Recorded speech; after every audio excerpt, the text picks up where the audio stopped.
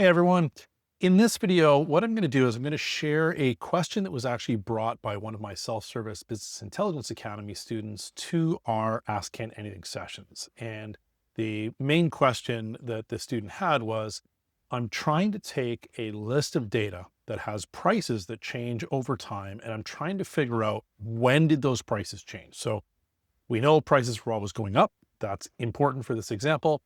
When did the price actually change? What days? I need a list of those and what the new price was.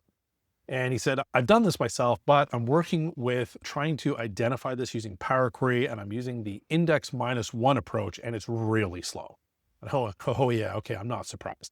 So let's go and take a look at what he was talking about. I'm going to give you a couple of different alternatives here, but there's some caveats that go with these ones as well. So if we go and we hop into the data here, and you can see that we have a table of product prices by date. So product A starts on January 1st, 2019 at $189, and it continues for quite a while until eventually it will change to $205. It looks like it changes on June 7th. So what we're trying to figure out is what was the first day, and then what was the new price? When did it take effect? And obviously, if we've got a lot of data, this is going to be something that takes a lot of time. So how can we actually go and build this up? Now you'll also notice that I have 3 queries over here, and one of them has a big question mark on it. So let's go take a look at why. First thing we're going to start with is our raw data query. And when I hop in and take a look at this one here, you'll notice there's no major mystery with this, right? We just brought the table in, set the data types. Easy enough. From there, went right click and reference, and we created some new queries. Now I'm going to start with prior row index. Okay, so this was the first one that we actually had. It starts off by referencing the table. And here's the approach that some people will try and work with on this. And I know sometimes people feel like you're really clever with this, and that's cool. I mean, it was one of those things that was really neat and seemed magical when you first start off with, but I'm going to give you all the reasons in the world to not take this approach. So here's how it works. We add an index column, and then we go and we write a nice little formula for our next column where we cleverly go back and say, I want you to look at the previous table, grab me the sales price, and the instance that I want is based on the index number here -1. So I'm going to get you to grab the previous row. But because row 0, if we try and subtract 1, we get row -1, that doesn't exist. So that could cause an error. So we need to wrap it in a try otherwise statement. So you can see here, we got a 0. Otherwise, we've got all of our values are showing up in this. So this seems to work, and it seems to work fairly quickly when you're building it. The next thing I'm going to do is I'm going to take my sales price and subtract my prior row. We can see by clicking on that, it works just nicely. And then comes the danger point. What I want to do is I want to click on this, and I want to filter out all of the zeros. That will tell me anywhere where there was no price change whatsoever. And if I can remove those, the only rows that remain are when a new price took effect. The problem is, well, actually, so once that's happened, and I've got it filtered down, what I want is I just want to grab these 3 columns, remove the other columns, because I don't care what the variances are. I only care when the price took effect. So what's the problem with this? Well, the problem is I had to craft the last step of this thing manually to get it to work here, because when I apply this filtered row step, my Power Query essentially just puts Excel into non-responding mode. And after about 7 minutes of waiting for it, I finally just gave up. I've even tried loading this to the worksheet grid and giving it a run to see what would happen, walked away, came back 10 minutes later. It's still going. So this is a completely unworkable query. I'm not going to click on these steps because it's just going to send me into non-responding mode. This index -1 approach, please don't use it. There are better ways. So let's take a look at one of those right now. This is what we call prior row merge. This is a better way to do things. You'll notice my entire preview just refreshed right away. Okay, so that's good. It's actually fairly quick. And here's how it works. We go back to our source, reference our raw data table.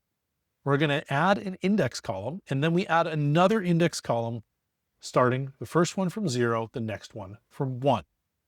And then what we do is we do the clever little trick of merging query to itself. Okay, so let me just go grab this one here. I'm going to say merge. I'm going to click on the little gear icon, and you can see that I've got my prior row merged. That's the name of this query. And I'm merging it to itself, the current query, but I'm merging index versus index -1, and that's going to actually offset the rows by 1. And this actually works relatively quickly, all things considered, to create me a nice little table where it says, hey, look, I don't have any matching row here. This one, Here's the prior row. And we can see this is January 2nd. The prior row is January 1st of 2019. So that works nicely. We can then expand out the values that we're actually looking for. Here is the previous row. Now, just to keep in mind here, this started, remember, at index 0. So after we go through and we do a little bit of work, we are going to need to sort things to get them back into the right order here. But I've been able to add a custom column. This custom column basically goes and says, look, let's check. If the product doesn't equal the product or the sales price doesn't equal the sales price, then we're going to flag it as a change. Otherwise, we're going to flag it as a null. We can see we got lots of nulls in here. If I filter down to just keep the changes, these are all the rows that changed, and then I can resort my data to get into the right order to bring row number 0 back up to the top. And at that point, remove the other columns, and there's my list of changes. So this actually works fairly well and is much, much faster than using the index -1 approach, which looks really clever, but unfortunately doesn't perform very, very well.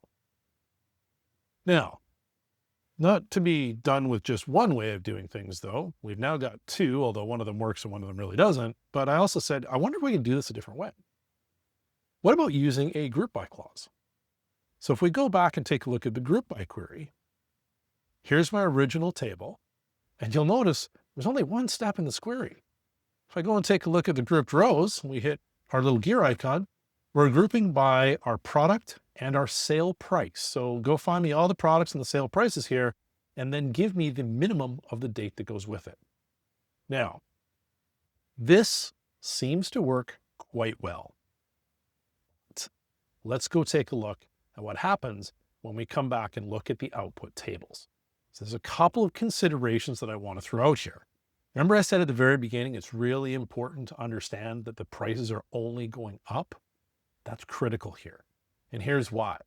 If we go and we take a look at all of the product A changes from our prior row comparison, we can see that we have the same number of product A changes. That's fine. But when we look at product B and we highlight our product B rows, when we go and we take a look at these guys here, this one comes in one less. You go, wait, what's going on? And we can actually see this here, right? So we can go 218, 289, 315, 329, 299, 320. Wait a minute. Look at this one right here. I'm just going to highlight that. And notice that the previous one was 299. I'll highlight this in a different color. Let's just go with purple. I can see the 299 here. I can see the 369 after my yellow row. And here's the 369 here. And this is the challenge that happens with the group by, is that our price actually went from 329, which we can see here, dropped, which is fine, went back up to the same number. And this is the challenge with the group by, is that if the prices end up the same on an iteration going up and down, this is probably not the best approach to go. Your prior row is better. So why would you not just choose prior row? Well, as it happens, I decided, why not go and see what does the performance look like? So I went to Monkey Tools, I busted out my Time Sleuth, and I went and said, let's chart the variation. We're going to do a detailed refresh here, and I'm actually going to double the trials to compare the privacy effect here.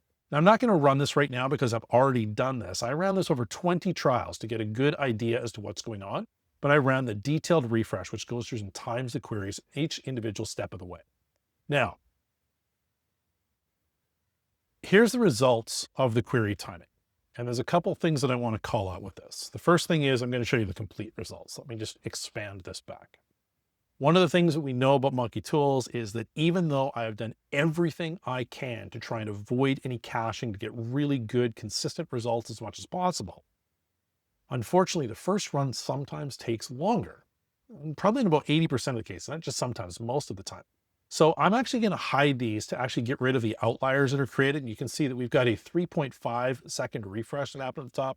If I just hide the first 2 rows, that's each of the trials, this brings it back to 2.5. We can now see that this data is a little bit more compact, a little more consistent. So why would you want group by if it potentially leads to an issue? Well, if you know that your prices are always going up and you're not going to run into one of these things where it's going up and down on a cyclical basis, with privacy ignored, the average refresh time is 0.4 seconds. Your prior row refresh time is 1.6. That is at least 3 times slower to actually run by comparing with the merge. Now, it's only 1.5 seconds to run the entire data set here, which is, coming out with 300 rows or so, but it's still an impact. And with privacy active, which is our default state, we can see that the impact's not quite as great. We got 1.5 seconds here compared to a 0.7 average here. So it's still twice as long to use the prior row approach.